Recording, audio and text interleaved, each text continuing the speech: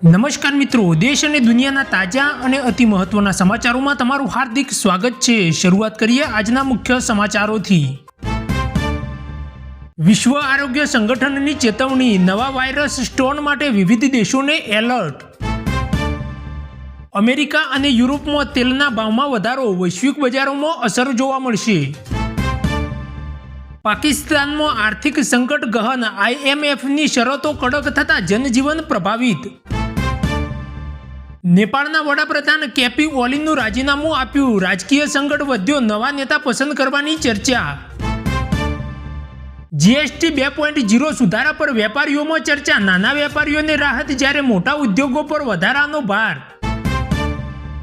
ઇસરોએ નવું મંગળ મિશન જાહેર કર્યું, 2026માં લોન્ચ થવાની યોજના।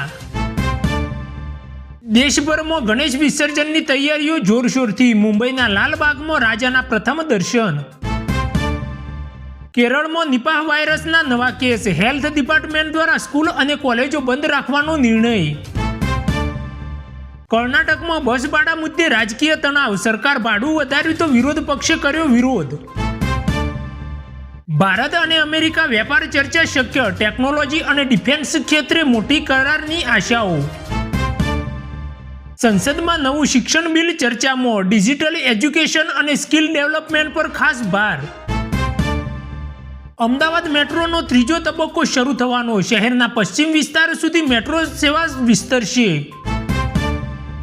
સુરતમાં હીરા ઉદ્યોગના ઓર્ડરોમાં વધારો, નિકાસમાં તેજી સાથે 5000 નવા રોજગાર સર્જાયા।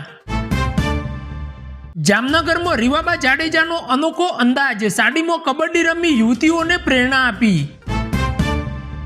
કચ્છમાં વરસાદ 134% વધારે, ખેડૂતોમાં આનંદ પણ કપરાશ, પાકમાં નુકસાન થવાની આશંકા।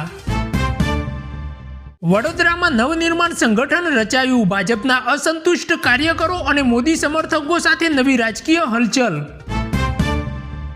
નવરાત્રી અને દિવાળીના સમયમાં વાહન બજારમાં બૂમ, કાર વેચાણ પર 9% વધી અને બાઇક વેચાણ 22% વધ્યું। જૂનાગઢથી સિંહો ચેન્નઈ જશે, એક નર અને 2 માદા એશિયાન્ટિક લાયન, બદલામાં ગોર અને સફેદ વાઘ ગુજરાત લાવવામાં આવશે। નલ સે જલ યોજના સફળ, 91 લાખ ઘર સુધી પાણી કનેક્શન સફળ, જ્યારે 297 કરોડની વસૂલાત અને 41 પાણી સમિતિઓ સામે કાર્યવાહી।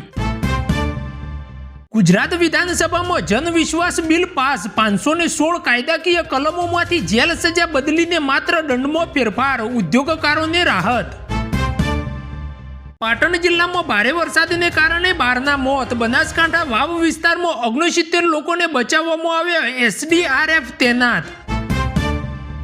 સરદાર સરોવર ડેમના 23 ગેટ ખુલ્યા, નર્મદા નદીમાં પાણી છોડતા 30 ગામોને એલર્ટ જાહેર કરવામાં આવ્યા, જ્યારે સ્ટેચ્યુ ઓફ યુનિટી આસપાસમાં પ્રવાસીઓની ભીડ।